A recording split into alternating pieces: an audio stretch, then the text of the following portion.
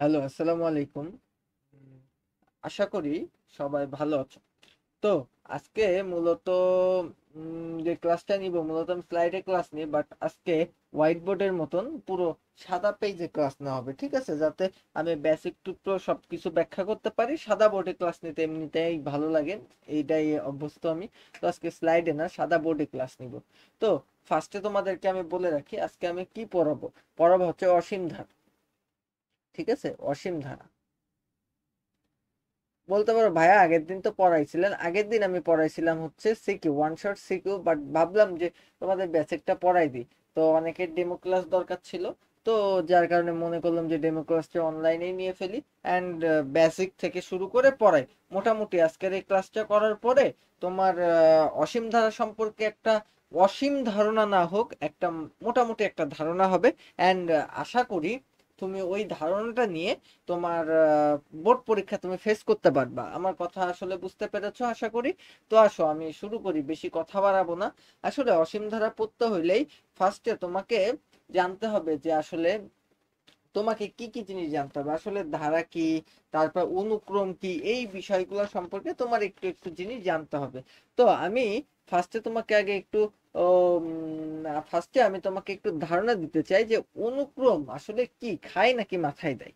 দেখো তো ভাইয়া, অনুক্রম,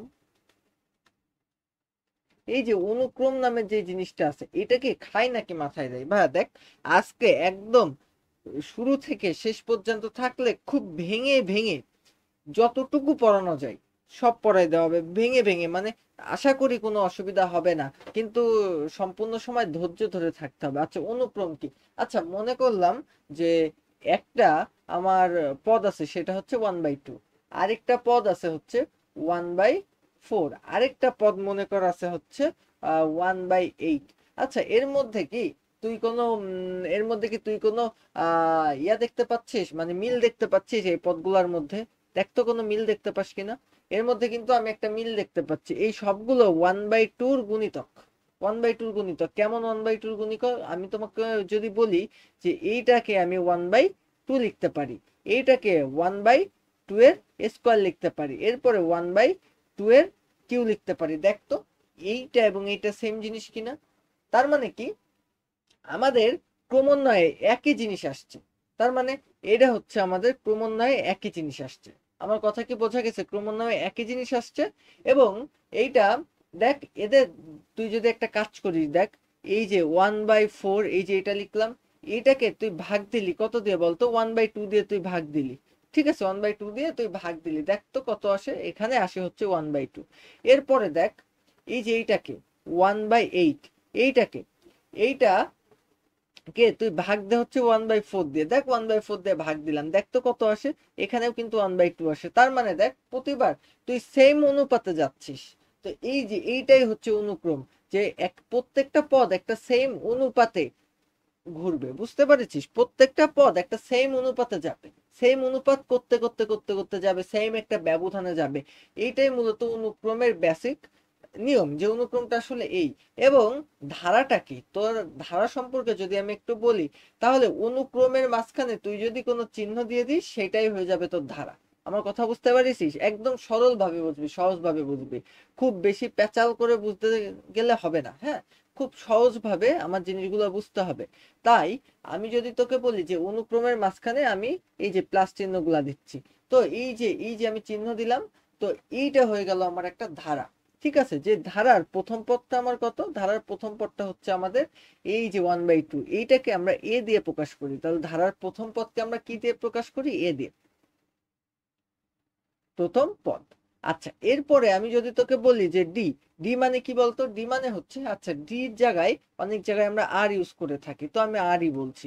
আর হচ্ছে আমাদের অনুপাত, সাধারণ অনুপাত। সাধারণ অনুপাত মানে কি? আমাদের দ্বিতীয় পদ ভাগ প্রথম পদ। তো দ্বিতীয় পদ হচ্ছে 1/4, এটাকে আমি ভাগ করব, ভাগ 1/2। আচ্ছা, ভাগ মানে আমরা ছোটবেলায় জানতাম যে উল্টায় যে গুণ হয়, আমরা তো জানতাম তাই না? এই যে, তার মানে এই যে এই দুইটা কাটলে আমাদের কত আসে? 2, 1/2 আসে। তার মানে আমাদের সাধারণ অনুপাত কত? সাধারণ অনুপাত হচ্ছে 1/2। এইটা হচ্ছে আমাদের অনুপাত, অনুপাত। কেমন অনুপাত বলতো? সাধারণ অনুপাত, মানে এইটার এটা সাধারণ অনুপাত, এইটা এটার অনুপাত, মানে সাধারণ অনুপাত এক কথায়। আর আমার কথা আশা করি একটু একটু বোঝা গেছে। তো আমি মনে কর একটা ধারা লিখছি, যেই ধারাটা গুণের পরিবর্তে বাড়বে। যেমন আমি যদি বলি যে প্রথমটা হচ্ছে 2, ঠিক আছে, তারপরেরটা কত? 4, তারপরেরটা কত বলতো? তারপরেরটা কত বলতো? 8, তারপরেরটা কত বলতো? 16। দেখ আমি একটা ধারা বললাম তোকে, প্রথমে হচ্ছে 2, তারপরে হচ্ছে 4, তারপরে হচ্ছে 8, তারপরে হচ্ছে 16। দেখ তো এই ধারাটা আমরা ভাগ করলে মেলে কিনা। দেখ এই যে আমাদের দ্বিতীয় পদ, দেখ তো দ্বিতীয় পদ 4, আর দ্বিতীয় পদ ভাগ আমরা দিই প্রথম পদ, তাহলে আমাদের অ্যান্সার কত আসে? দেখ তো অ্যান্সার আসে হচ্ছে 2।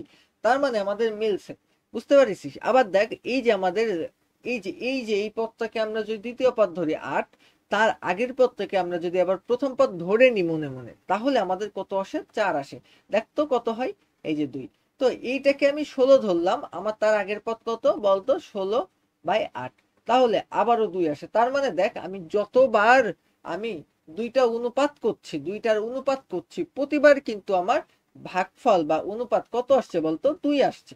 যেহেতু প্রতিবার অনুপাত আমার 2 আসছে, তাহলে আমার বুঝতে হবে যে এই সাধারণ যে অনুপাতটা সেটা হচ্ছে আমাদের 2। বুঝতে পেরেছিস? তার মানে এই যে আমাদের ধারাটা, এই ধারাটা 2 গুণ করে ইনক্রিজ হচ্ছে, প্রতিবার 2 গুণ করে ইনক্রিজ হচ্ছে। যেহেতু এটা গুণ করে করে ইনক্রিজ হচ্ছে, গুণিতক ভাবে ইনক্রিজ হচ্ছে, তাই আমরা এই ধারাটাকে বলতে পারি গুণোত্তর ধারা। গুণোত্তর ধারা। আমার কথা আশা করি বোঝা গেছে। আচ্ছা, আমরা সাধারণ গণিতে একটা ধারা পড়তাম, তার নাম হচ্ছে সমান্তর ধারা। সাধারণ গণিতে আমরা একটা সমান্তর ধারা পড়তাম। আচ্ছা, তাহলে আমি যদি গুণোত্তর ধারার নরমাল কিছু চিন্তা ভাবনায় আসি। আচ্ছা, নরমাল একটা চিন্তা ভাবনায় আসি, দেখতো নরমাল একটা চিন্তা ভাবনায় আসি, নরমাল চিন্তা ভাবনা। সেটা হচ্ছে, সেই নরমাল চিন্তা ভাবনাটা কি? নরমাল চিন্তা ভাবনা হচ্ছে প্রথম পদ তো তোরা জানিস এ। আচ্ছা, দ্বিতীয় পদ কত? দ্বিতীয় পদ হচ্ছে সাধারণ, প্রথম দ্বারা আমি এই পাশে তোদের বুঝাই, প্রথম পদ হচ্ছে 2। আচ্ছা, দ্বিতীয় পদ কত? আমরা জানি আমাদের এই ধারাটা, আমরা যে ধারাটা লিখছিলাম ওই ধারার সাধারণ অনুপাত আমরা জানতাম 2, তার মানে 2 গুণ করে ইনক্রিজ হচ্ছিল। তাহলে প্রথম পদ যদি আমার 2 হয়, তাহলে দ্বিতীয় পদ কত? 4। তৃতীয় পদ কি? এর আবার 2 গুণ ইনক্রিজ হবে, তাহলে তৃতীয় পদ হচ্ছে 8। 8, তাই না? তো আমরা এই যে এখানে নতুন একটা ধারা যে লিখছি, আমরা এখানে নতুন যে ধারাটা লিখছি, বুঝতে পারিস? এই নতুন ধারার সাধারণ যে অনুপাত, সেই অনুপাতটা হচ্ছে আমাদের আর। সাধারণ অনুপাত কত? সাধারণ যে অনুপাতটা সেটা হচ্ছে আমাদের আর। তার মানে এই ধারাটা আর আর করে বৃদ্ধি পাবে, আর আর করে গুণিতক হবে। তার মানে প্রথমটা যদি আর হয়, দ্বিতীয় প্রথমটা সরি সরি প্রথমটা যদি এ হয়, তাহলে দ্বিতীয়টা কি হবে বলতো? এ আর, এমন হবে। তারপরেরটা কি হবে? এ আর স্কোয়ার, প্রত্যেকবার এই যে আমাদের আর আর গুণ করে বাড়বে।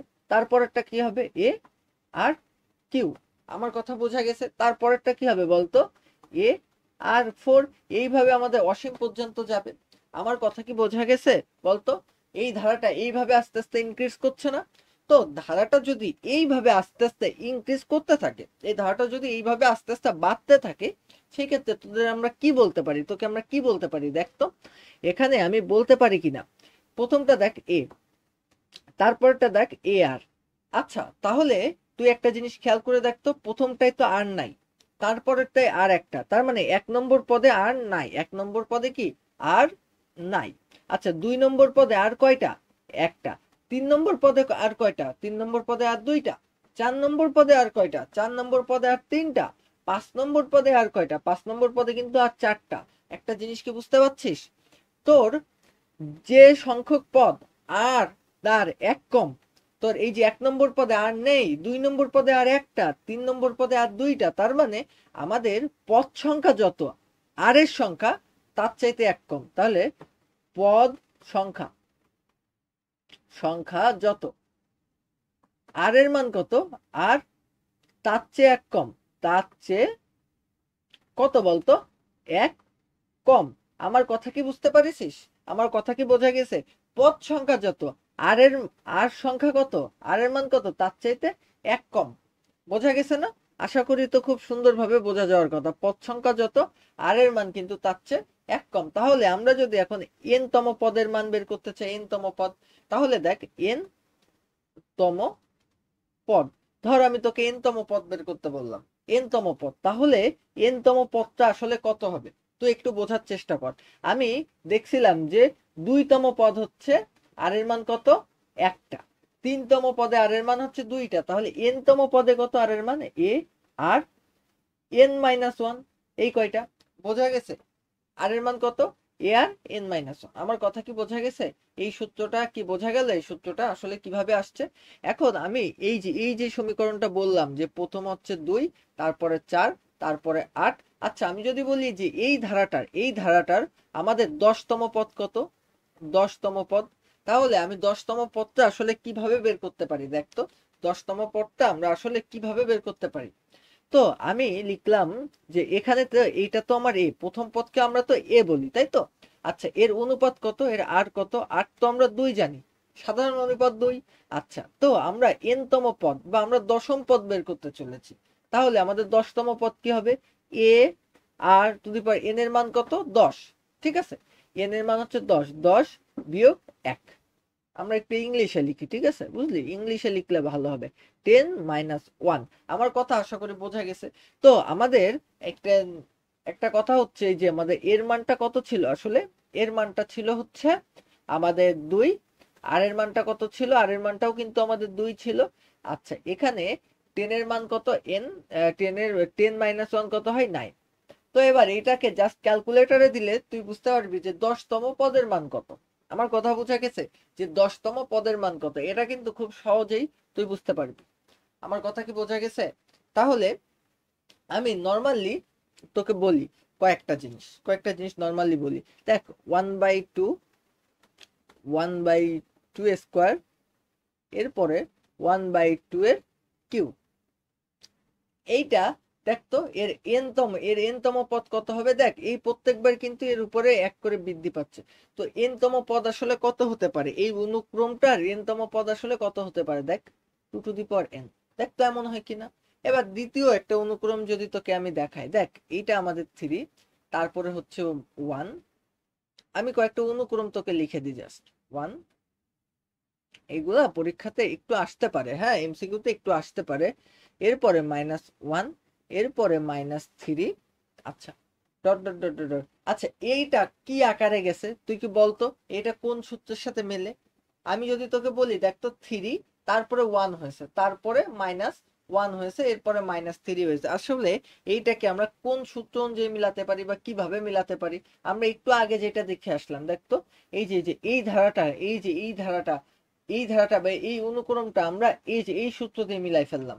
তো আমরা এই ধারাটা বা এই অনুক্রমটা আমরা কোন সূত্র দিয়ে মিলাতে পারি?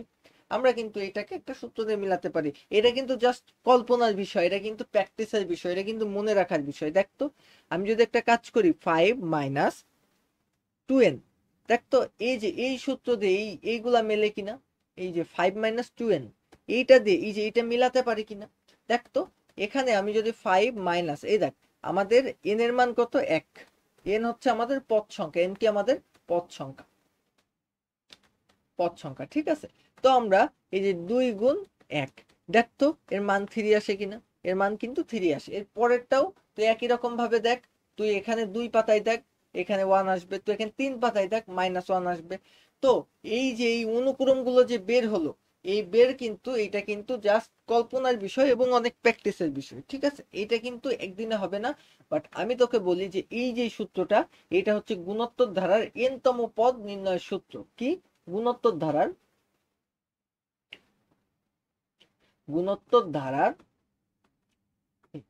n-তম পদ নির্ণয়ের সূত্র, এই যে এইটা গুণোত্তর ধারার n-তম পদ নির্ণয়ের সূত্র, ঠিক আছে। এই সূত্রটা কিন্তু মাথায় রাখতে হবে, এই সূত্র দিয়ে কিন্তু আমরা যাবতীয় সব কাজ করতে পারবো এই সূত্র দিয়ে, ঠিক আছে। এই সূত্র দিয়ে আমরা কি করব, যাবতীয় সব কাজ করতে পারবো।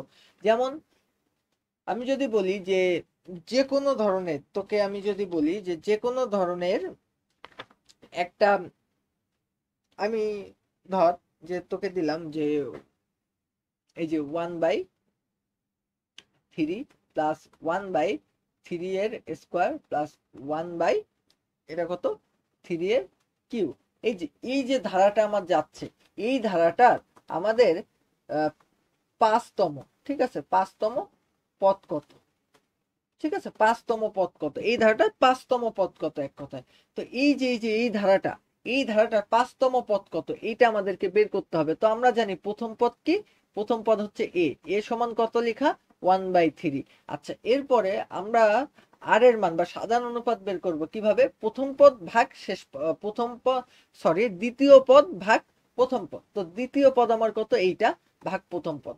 তো দেখ আমরা 1/3 এর স্কয়ার লিখলাম, এরপরে গুণ দিয়ে 3, মানে ভাগ মানে তো উল্টাই যে গুণ হয়, আমরা তো এটা জানি। তো এটা কত হলো 1/3। এখন আমরা একটা কাজ করব, এ r to the power n-1 এই সূত্রে আমরা ফেলাবো। তো এর মান কত আমরা জানি, এর মান হচ্ছে 1/3, আর এর মান কত 1/3, এরপরে n এর মান কত বলতো 5-1। তার মানে আমাদের অ্যান্সার আসবে কি 1/3 ইন্টু 1/3 4। তো এইটা জাস্ট ক্যালকুলেটরে দিলেই কিন্তু অ্যান্সারটা বের হয়ে যাবে। বোঝা গেছে? আমার কথা কি বোঝা গেছে? আশা করি আমার কথা বোঝা গেছে, তাই না? আমার কথা আশা করি বোঝা গেছে।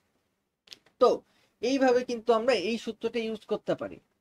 এখন তোকে যদি যে কোনো একটা গুণোত্তর ধারা দেওয়া থাকে, যে কোনো একটা গুণোত্তর ধারা, তার যে কোনো পদের মান কি তুই বের করতে পারবি বলতো? আশা করি পারা উচিত। ঠিক আছে, যে কোনো গুণোত্তর ধারার n-তম পদের মান কিন্তু তোদের বা আমাদের বা সবার বের করতে পারা উচিত। ঠিক আছে, আচ্ছা এরপরে আমি কয়েকটা জিনিস আরেকটু দেখাতে চাই, কয়েকটা জিনিস মানে এই যে আমরা এতক্ষণ ধরে আমরা গুণের ব্যাপারটা জানলাম, এখন যদি তোরে যোগের ব্যাপার আসে, যেমন যোগের ব্যাপার তো এখানে নাই। আসলে যোগের ব্যাপার তো সমান্তর ধারায়, তো সমান্তর ধারা বেসিক সহ যখন করাবো সেদিন আমি যোগের ব্যাপারটা আসলে দেখাই দিব। ঠিক আছে, আচ্ছা আজকে আমরা ক্লাস বেশি লম্বা করতে চাচ্ছি না, যার কারণে অনেক কিছুই হয়তো বা সেইভাবে দেখাবো না, বাট যা দেখাবো বেসিক থেকে দেখাবো। ঠিক আছে, আচ্ছা তো এবার দেখ যে আমি একটা কাজ করলাম, আমি আমি তোকে যেটা বলছিলাম একটু আগে, যে আমি এন তম পদ n-তম পদ গুণোত্তর ধারা, ঠিক আছে, গুণোত্তর ধারা n-তম পদ গুণোত্তর ধারার আমরা বের করতে পারবো না? আমরা কিন্তু বের করতে পারবো। এখন তোরে যদি বলে যে n-তম পদের সমষ্টি, n-তম পদের সমষ্টি পারবি বের করতে? n-তম পদের সমষ্টি মানে n-তম পদ তো বের করতে পারিস, যে এই পদটা হচ্ছে 10, বা এই পদটা হচ্ছে 11, বা এই পদটা হচ্ছে 12, আমরা এমন তো বের করতে পারি। বাট আমরা কি এখন এটা বের করতে পারবো যে n-তম পদের সমষ্টি কত? মানে বিষয়টা আমি তোর একটু খোলাসা করে বলি, সেটা হচ্ছে আমরা যে 2 বললাম, যে 4 বললাম, তারপর 8 বললাম, এরপর 16 বললাম, এরপরে মনে কর যে 32 বললাম। তো এখন আমার বলা হয়েছে যে এই যে আমরা 1টা 2টা 3টা 4টা 5টা, এই যে 5টা বললাম, এই পঞ্চম পদ পর্যন্ত এই সমষ্টি কত? তাহলে এই সমষ্টি আসলে এইগুলা সব যোগ দিতে হবে না? এই সমষ্টি আসলে এইগুলা সব যোগ দিলে বের হয়ে যাবে। এই সমষ্টি আসলে এই যে দেখ 2 যোগ 4 যোগ 8 যোগ, আমি ক্যালকুলেটরে করছি বুঝলি, এই জন্য টাইম লাগছে, প্লাস 32, সরি 32, তো এই দেখ 62, এই যে 62 আমি লিখলাম না, দেখ ভালো করে দেখে রাখ এটা, এই যে 62 আমি লিখলাম না, এই 62 আমি লিখলাম কিন্তু এই পঞ্চম পদের সমষ্টি পর্যন্ত, মানে পঞ্চম মানে 5তম পদ পর্যন্ত যে সমষ্টি আছে সেটা লিখলাম। তার মানে এই যে এইটা এইটা এইটা এইটা এইগুলো সব যোগ করে আমি সমষ্টি পেলাম। আর তোকে একটু আগে যেই সূত্র আমি শিখাইছি, এ r to the power n-1, এই সূত্র দিয়ে আমরা কি শিখছিলাম, আমি যদি বলতাম যে এই সূত্র দিয়ে তুই পঞ্চম পদ বের কর, তাহলে কিন্তু তুই এই 32 বের করতে পারছিস, বা এখান থেকে এই 32 পর্যন্ত মোট কত আছে সেটা কিন্তু তুই বের করতে পারছিলি না। তুই কিন্তু সমষ্টি বের করতে পারছিলি না, জাস্ট পদ বের করতে পারছিলি। তুই এমন বের করতে পারছিলি, এই যে এর মান বসাচ্ছিলি 2, এখানে তুই বসাচ্ছিলি হচ্ছে 2। আচ্ছা, তো এই যে আর এর মান বসাচ্ছিলি 2, এরপরে এখানে তোর পঞ্চম, তো তার মানে 4, তাহলে 4 দুগুণই কত, তার মানে এখান থেকে তুই এই যে এইটা ক্যালকুলেশন করে তুই কিন্তু 2 গুণ 2 টু দি পাওয়ার 4, তুই কিন্তু এইটা ক্যালকুলেশন দেখ, এইটা ক্যালকুলেশন করে তুই এর মান পাচ্ছিলি হচ্ছে 32। তো এই 32টা আসলে কার মান ছিল? এই যে পঞ্চম পদের মান ছিল। তো তোকে তো আমি পঞ্চম পদের মান এখন চাইনি, তোকে আমি চাইছি এই যে 1 থেকে শুরু করে এই 5তম পদ পর্যন্ত মোট কত আছে সমষ্টি, এই সমষ্টিটা আমি চাইছি। তোর কাছে তো আমি পঞ্চম পদ চাইনি, তোর কাছে আমি সমষ্টি চাইছি। তো এই সমষ্টি বের করতে হয় কিভাবে, আমরা একটু বোঝার চেষ্টা করি। দেখ মনে কর যে এই যে এস, এস মানে হচ্ছে সাম, জানিস তো এতটুক। তো প্রথম পদ হচ্ছে আমাদের এ, ঠিক আছে, তারপরের পদ কত, এ আর, এটা তো আমি একটু আগে তোদেরকে বলে আইছি, এ আর টু দি পাওয়ার কত 2, এরপরে এ আর 3, এরপরে এ আর 4, এরপরে এ আর 5, এরপরে plus dot dot dot dot dot dot কত বলতো, এ r to the power n-1, তাই তো? এই এরকম না, এরকমই তো, তাই তো, এরকম না, এরকমই তো। আচ্ছা, তো এই যে একটা ধারা আমি পেলাম, ঠিক আছে, একটা ধারা আমি পেলাম না? তো মনে কর এই ধারাতে আমার মন চেয়েছে আমি একটা আর গুণ করব, ঠিক আছে, একটা আর গুণ করব, তাইলে কি হলো, এস আর হলো। আচ্ছা, এই যে এইটাকে আমি 1 নম্বর পদ, 1 নম্বর ধারা লিখে দিই, যে এইটাকে আমি 1 নম্বর লিখে দিই। আচ্ছা, এরপরে আমি যে 2 নম্বর ইকুয়েশন, এইটা হচ্ছে আমাদের 2 নম্বর ইকুয়েশন, ঠিক আছে। আমি আমার জাস্ট মন চাইছে, ঠিক আছে, মন চাইলে তো কিছু করার নেই। আমি এটাকে জাস্ট কি করব, একটা আর গুণ করব, তাহলে a r plus a r square plus a r cube plus a r 4 plus a r 5 plus a r 6 plus dot dot dot dot dot a r to the power n-1। আমার কথা আসলে আশা করি আমার কথা বোঝা গেছে, আমার কথা বোঝা গেছে না? বোঝা গেছে, আশা করি বোঝা গেছে, ঠিক আছে। আচ্ছা, তো আমার কথা যদি বোঝা যেয়ে থাকে তাহলে দেখ, তাহলে দেখ এবার, এখন তাহলে দেখ যে আমি এখন কি করব, আমি এই যে আমাদের যে 2 নম্বর বিয়োগ 1 নম্বর, 2 নম্বরের সাথে আমি 1 নম্বর জাস্ট বিয়োগ করব। দেখ আমি 2 নম্বরের সাথে 1 নম্বর বিয়োগ করলে কি হয়, দেখ এস আর, দেখ S R to the power a r plus a r square plus a r cube. আচ্ছা, এই পর্যন্ত রাখলাম, এর মধ্যে তো অসংখ্য আছে, n-1 পর্যন্ত আছে, তোর ইচ্ছা মতন তুই রাখতেই পারিস, ঠিক আছে, plus dot dot dot dot dot a r n-1। আমি খুব বেশি লিখতে চাচ্ছি না বলে কিন্তু আমি এই পর্যন্ত লিখছি, ঠিক আছে। এরপরে দেখ এখানে তুই আরেকটা কাজ করতে পারিস, কি কাজ করতে পারিস, এই যে এস, আমি এই যে 2 নম্বরটা লিখলাম ফার্স্টে, এবার 1 নম্বরটা লিখবো, তাহলে এ, এরপরে তুই লেখ, এরপরে কি লিখবি, এ এ প্লাস, এরপরে তুই লিখবি হচ্ছে এ আর প্লাস এ আর এর স্কোয়ার, এরপরে কি লিখবি, প্লাস এ আর কিউ। থাক, এই পর্যন্ত আমরা লিখবো dot dot dot dot a r n-1। আমার কথা কি বোঝা গেছে বলতো? আশা করি আমার কথা ক্রিস্টাল ক্লিয়ার ভাবে বোঝা যাচ্ছে, আমার কথা আশা করি খুব ক্রিস্টাল ক্লিয়ার ভাবে বোঝা যাচ্ছে। এবার আমি যে বিয়োগ করার, যে আমি যে সত্য অনুযায়ী আমি যে বিয়োগ করতে চাইছিলাম, আমি দাগ টেনে জাস্ট নর্মালি তোরা যে বিয়োগ পারিস আমি সেই বিয়োগই করব, ঠিক আছে। এই দেখ, এই যে আমি জাস্ট বিয়োগ করছি, আমি কিন্তু আর কিচ্ছু করছি না বিয়োগ ছাড়া। আচ্ছা, তো আমি এই যে জাস্ট বিয়োগ করছি, ঠিক আছে, এই যে এর আগে যোগ ছিল, তো এই যে এর আগে এই যে যোগ ছিল মনে আছে তো, এর আগে যোগ ছিল। আচ্ছা, তো এখন দেখ এই যে বিয়োগ করছি, নর্মালি বিয়োগ করছি।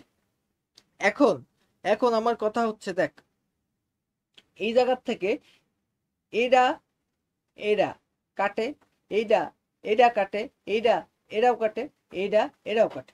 আমার কথা আশা করি খুব সুন্দরভাবে তোমরা বুঝতে পারছো, আমার কথা আশা করি খুব সুন্দরভাবে তোমরা বুঝতে পারছো, বুঝেছো আমার কথা?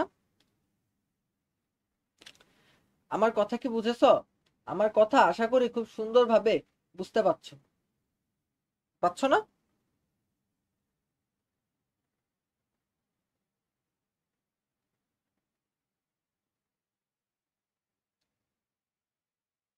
আচ্ছা, তো আমার কথা যদি খুব সুন্দরভাবে বোঝা যায়, দেখো এই যে এখানে, এখানে এই যে এয়ার টু দি পাওয়ার, এই জায়গাটায় আমি যে কাজটা করেছিলাম, দেখো তো এই যে এই জায়গাটায় আমি এই যে আর আর যে গুণ করার পরে, দেখো তো আর গুণ করার পরে আমি এই যে আটটা, এই আটটা আমি গুণ করেছিলাম না সবার সাথে, আমি আটটাকে তো সবার সাথে গুণ করেছিলাম, তাই তো। আমি এই আটটা, দেখো এখানে একটা এ ছিল, এখানে একটা আর ছিল, তো দেখো এই আটটা আমি এর সাথে গুণ করেছিলাম। আবার তারপরে দেখো আমার এখানে আরেকটা কিন্তু পদ আসবে, এখানে যেহেতু দুইটা আলাদা আলাদা পদ ছিল, তো আমি এখানে কিন্তু অবশ্যই আমার আরেকটা পদ রাখতে হবে, সেটা কত বলো তো, এই যে a r to the power N. ভালো করে দেখো, এই জায়গাটায়, এই জায়গাটায় কিন্তু দুইটা পদ ছিল, বুঝতে পেরেছো, একটা ছিল হচ্ছে তোমার n-1। তো আমি এটাকে যদি ভেঙে ভেঙে যদি নিই, তাহলে দেখো এই যে আর, এই যে আর এই যে আমাদের এ কিন্তু এই এন কেও পাই, -1 কেও পাই। এই সূক্ষ্ম ক্যালকুলেশনটা আশা করি তোমরা জানো, ঠিক আছে, আশা করি তোমরা জানো। তো এই জায়গাটাই আমাদের একটা প্লাস হবে, প্লাসটা কি এ আর এন। আশা করি আমার কথা একটু একটু বোঝা গেছে, ঠিক আছে। এবার ভালো করে দেখো আমার এখানে কি কি বেঁচে আছে। আমার এখানে যেটা হবে এস আর মাইনাস, এস আর মাইনাস কি আমাদের এস। আমার কথা বোঝা গেছে। এখান থেকে ইজ ইকুয়াল টু আমি এখানে কি নেব বলো তো, এ নেব। এই যে এর আগে একটা মাইনাস ছিল, বাট দেখো এখানে এই যে এটার আগে কিন্তু একটা প্লাস আছে, যেহেতু এটার আগে প্লাস আছে সেহেতু আমরা এই কাজটা করে নিই। এ r to the power N, ঠিক আছে, এন। এই যে a r to the power n, a r to the power n. এর পরবর্তীতে আমরা এখানে এই যে এ লাগাবো, এই যে এ, ঠিক আছে। এই যে মাইনাস এ ছিল সেটা লাগালাম। আশা করি এই পর্যন্ত বোঝা গেছে। তাহলে আমরা কোন পর্যন্ত করলাম, এস আর মাইনাস এস, এই যে ইজ ইকুয়াল টু আমরা এখানে কি করলাম বলতো, এখানে আমরা করলাম হচ্ছে এ আর এন মাইনাস এ। আশা করি বোঝা গেছে। তো এই জায়গার থেকে আমরা এস কে কমন নেব। দেখো এস কে যদি আমরা কমন নিই তাহলে এখানে কি আসে, আর মাইনাস ওয়ান। এই জায়গা থেকে দেখো তো কি আসে, এই জায়গা থেকে আসে হচ্ছে একটা জিনিস, সেটা হচ্ছে এ কমন নিলে তোমার আসে হচ্ছে আর এন মাইনাস ওয়ান। তো এস ইজ ইকুয়াল টু আমরা কি লিখতে পারি, আমরা লিখতে পারি এ r n minus one by, এখানে আমরা লিখতে পারি কি আর মাইনাস ওয়ান। আমার কথা বুঝতে পেরেছো? এই যে এইটা হচ্ছে তোমার গুণোত্তর ধারা সমষ্টি নির্ণয়ের যে সূত্র, সেটা কিন্তু এইভাবে আসছে। কিভাবে, S is equal to a r n minus one divided by r minus one. এখন দেখো তো এই যে এই জায়গাটার দিকে তাকাও, এখানে আমি যদি লিখি S is equal to a into r minus one, ঠিক আছে, sorry r n minus one divided by r minus one. তো এই যে এই জিনিসটা যদি আমি এবার তোমাকে বলি যে এই যে এর মান কত ছিল, 2 ছিল। আচ্ছা এরপরে দেখো আর এর মান কত ছিল, 2 টু দি পাওয়ার এন এর মান কত, আমরা বলছিলাম যে এটা 5তম পদের সমষ্টি 5 মাইনাস 1। আচ্ছা এরপরে নিচে কত পাবা, নিচে পাবা হচ্ছে 5, নিচে সরি আর এর মান হচ্ছে আমাদের 2 মাইনাস 1। তো এইটা ক্যালকুলেশন করে দেখো তোমার আসে কত, 62। বুঝতে পেরেছো যে এই সমষ্টি কিভাবে বের করতে হয়?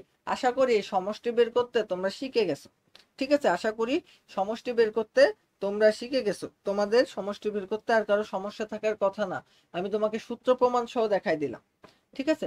এখন ধরো যে তোমার অসীম অসীম সংখ্যক মান আছে, অসীম সংখ্যক মানে কত সংখ্যক আছে ঠিক তুমি নিজেও জানো না, অসীম সংখ্যক মান আছে। সেই ক্ষেত্রে তোমার অসীম সমষ্টি বের করতে হবে, অসীম সমষ্টি।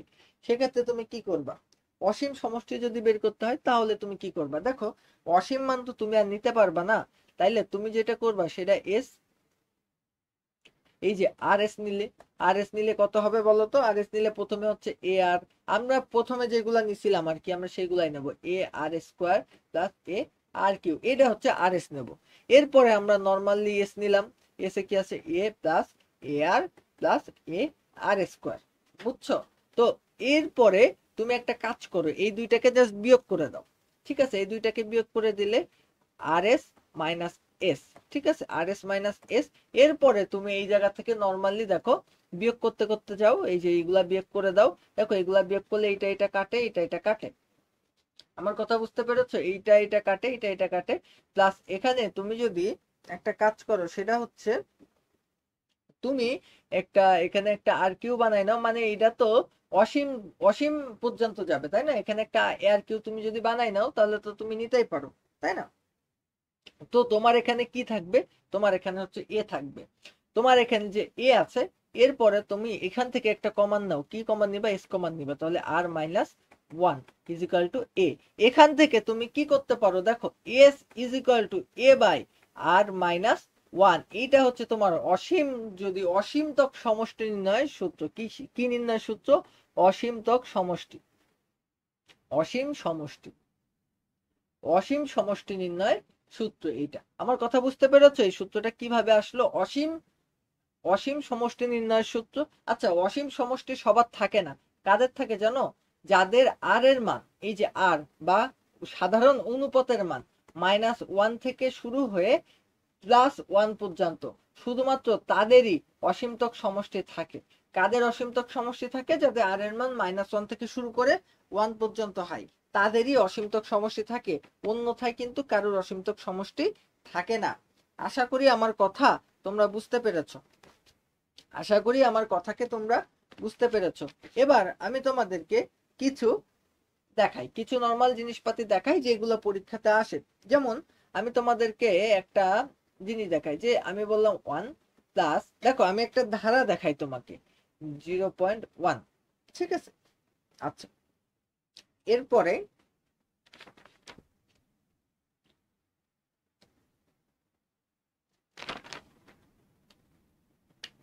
দেখো, না এই ধারাটা আসলে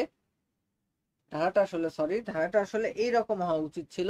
আমি আরেকটা বলি, আরেকটা দেখাই, সেটা হচ্ছে 0.5 পৌনপুনি। আমি মানে যেটা দেখাতে চাচ্ছিলাম, তো দেখো এই যে পৌনপুনি দেওয়া আছে, এই পৌনপুনিক দেওয়া আছে, তো এইটাকে তুমি পৌনপুনিক মানে কি বোঝো? পৌনপুনিক মানে এইটাকে তুমি যত ইচ্ছা এক্সপ্যান্ড করতে পারো, যত ইচ্ছা তুমি আগায় নিয়ে যেতে পারো।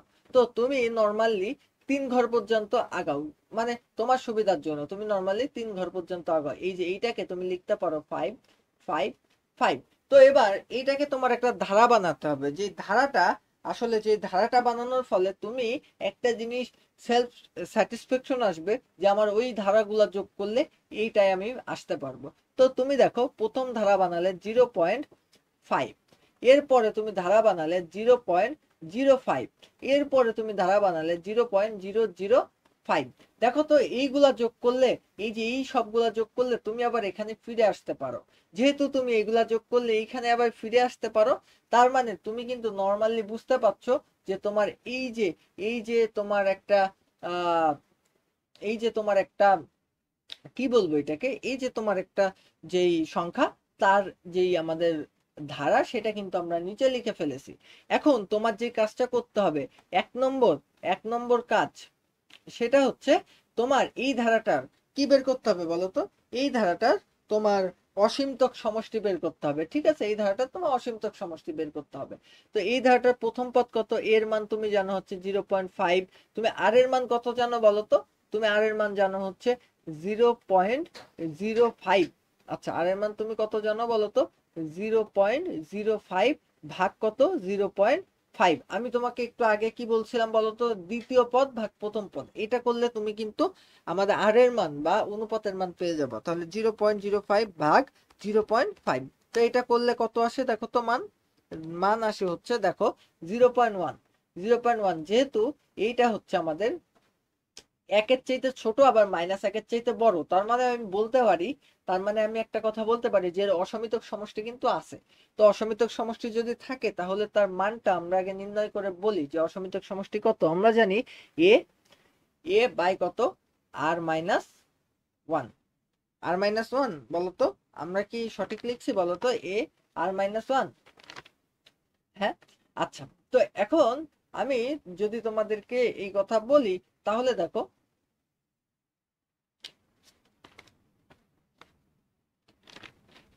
আর-1, আমি এই যে এই কথাটা তোমাকে বললাম না? তো এখন দেখো, যেহেতু তোমার এই আর এর মানটা কি বলতো? এই আর এর মানটা তোমার এই যে 1, এই যে আর এর মানটা কি একের চাইতে কি হবে? একের চাইতে কিন্তু আর এর মানটা ছোট হবে। যেহেতু একের চাইতে আর এর মানটা ছোট হবে, সেহেতু তুমি কিন্তু অবশ্যই একটা জিনিস মাথায় রেখো, আর এর মান যদি একের চাইতে ছোট হয়, সেক্ষেত্রে তুমি কি করতে পারবা? সেক্ষেত্রে এখানে কিন্তু নেগেটিভ মান চলে আসবে। তো নেগেটিভ মান এখানে আমরা রাখতে পারি না। এই জন্য আমরা এই সূত্রটা লিখবো a1 মাইনাস আর। আমার কথা বুঝতে পেরেছো? অসমিতক সমষ্টির যে সূত্রটা, এখানে বুঝতে পেরেছো কি হয়েছে? এই দেখো, এই যে আর এর মান কিন্তু কি একের চাইতে কিন্তু অবশ্যই ছোট হতে হবে। দেখো, মাইনাস একের চাইতে বড়, আবার একের চাইতে ছোট। সেই জন্য আমরা এইটা অসমিতক সমষ্টির মান কত লিখবো? a1 মাইনাস আর। আমার কথা কি বুঝতে পেরেছো? অসমিতক সমষ্টির মান কেমন লিখবো সূত্রটা?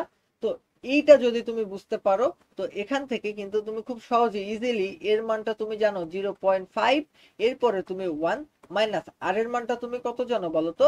0.1।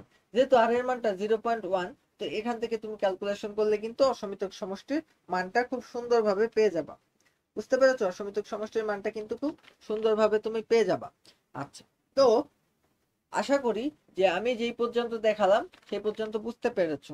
তো তোমাদেরকে একটা বিখ্যাত একটা ম্যাথ করায় আজকে ছেড়ে দেবো। বিখ্যাত একটা ম্যাথ, মানে এই ম্যাথটা পরীক্ষাতে আসে, এই ম্যাথ ছাড়া আসলে পরীক্ষাতে দেওয়ার মতন ম্যাথ খুঁজে পায় না স্যার, ঠিক আছে? এই ম্যাথটা পরীক্ষাতে আসবেই, তোমাদেরও আসবে, মাথায় রেখো। তো এবার দেখো, এই যে প্লাস ডট ডট ডট, এখানে সেভেনের জায়গায় যাই থাকুক না কেন প্রসেস একই। এখান থেকে জাস্ট তুমি এই যে এখান থেকে 7 কমন নিয়ে নিবা, তাহলে 1 প্লাস 1 1 প্লাস 1 1 1 প্লাস 1 1 1 1, আচ্ছা 1, ঠিক আছে, plus dot dot dot dot dot N, dot dot dot dot N. আমার কথা বুঝতে পেরেছো? তাহলে আমরা যেটা করেছি সেটা হচ্ছে আমরা আমরা এখন যেটা করব সেটা হচ্ছে এর অসমিতক এর অসমিতক না, এর এন সংখ্যক পদের সমষ্টি নির্ণয় করব। আশা করি এর এন সংখ্যক পদের আমরা সমষ্টি নির্ণয় করব। তো এখন এই যে এখান থেকে তুমি একটা কাজ করো, এখান থেকে এই যে এখান থেকে 9 তুমি ভাগ হিসাবে নাও, নিয়ে ভিতরে সব গুণ করে দাও, তাহলে তুমি পাবা 9 plus 9 9 plus 9 9 9 plus 9 9 9 9 plus dot dot dot dot dot N. এর পরবর্তীতে তুমি আসো, তুমি কি পাবা 7/9, তুমি এই জিনিসটা পাইলে। তো এখন এখানে তুমি একটা কাজ করো, 10 মাইনাস 1 তুমি এটা লিখতে পারো। এরপরে তুমি একটা কাজ করো, 100 মাইনাস 1 তুমি এটাও লিখতে পারো, প্লাস দেখো 1000 মাইনাস 1 তুমি এটা লিখতে পারো, প্লাস দেখো 10,000 মাইনাস 1 তুমি এটাও লিখতে পারো, plus dot dot dot dot dot N তুমি এটা লিখতে পারো। এরপরে দেখো 7/9 যে তুমি যে জিনিসটা লিখলা, তো এবার এখানে দেখো 10 প্লাস 10, 100 প্লাস 1000 প্লাস 10,000, আমার কথা বুঝতে পেরেছো? Plus dot dot dot dot dot N. এর পরবর্তীতে দেখো তো এখানে কি হচ্ছে, এখানে হচ্ছে 1, এই দেখো এখানে একটা মাইনাস দিয়ে 1 plus 1 plus 1 plus 1 plus dot dot dot dot N. আমার কথা বুঝতে পেরেছো? এইটাই হচ্ছে। আচ্ছা এবার আমি যদি তোমাকে বলি যে এই যে এই জিনিসটা যে হলো, এবার দেখো 7/9, এখান থেকে তুমি এর এই যে এইটা একটা ধারা তৈরি হলো, এর তুমি একটা কাজ করো, এই যে ধারাটা এখানে তৈরি হলো, এর যে এনতম পদের যে সমষ্টি এটা তুমি নির্ণয় করো। তো এইটা তুমি জানো a into r n minus 1 by কত, আর মাইনাস 1, তুমি এইটা জানো। এবার মাইনাস মাইনাস কত দেখো, এক আছে কত সংখ্যক, এন সংখ্যক, এন সংখ্যক একে তোমার মান আসবে এন। আমার কথা যদি বুঝো, এবার দেখো তো তোমার 7/9 এখানে তুমি লিখতে পারো, দেখো এর মান কত, এর মান হচ্ছে 10, আচ্ছা এর মান হচ্ছে 10, আর এর মান কত, আর এর মান দেখো 100/10 দিয়ে দেখো 100ই হবে, 100, এন এর মান হচ্ছে এন, আচ্ছা মাইনাস 1। আচ্ছা আমার কথা আশা করি বুঝতে পেরেছো। এবার আর এর মান আমরা যাব, আর এর মান হচ্ছে আমাদের 10, তার সাথে 1 বিয়োগ করলে আসে 9। আচ্ছা এইটা মাইনাস দেখো এই যে 7/9 এই পাশে যদি আমরা নিয়ে যাই গুণ করে দিই, তাহলে 7/9 এন। আচ্ছা এই 7/9 কে আমরা যদি এখানে গুণ করে দিই, তাহলে এখানে আসবে না হচ্ছে 70/981। তো দেখো এই যে জিনিসটা বেরোলো না, এইটাই হচ্ছে আমাদের এই যে এই অঙ্কটা বা এই যে এই ধারাটার আমাদের এনতম পদের সমষ্টি। আশা করি তুমি বুঝতে পেরেছো।